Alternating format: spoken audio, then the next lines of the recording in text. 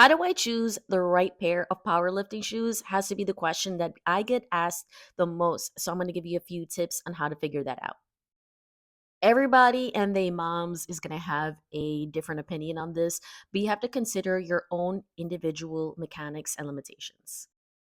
If you have limited ankle mobility, then it might make it more difficult for you to hit depth on your squat, in which case you would benefit from a heel shoe.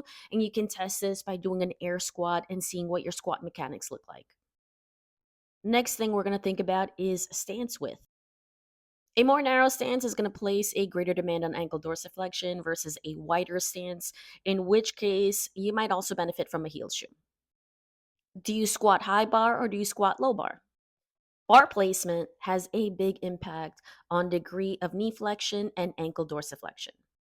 In the high bar squat, you're a bit more upright, so it requires a bit more ankle mobility. My recommendation is to start with a flat shoe to establish a baseline. And please be patient. You're not going to figure this out in one or two workouts.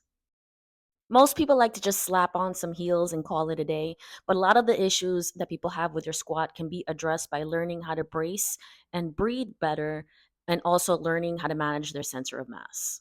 Hope this helps.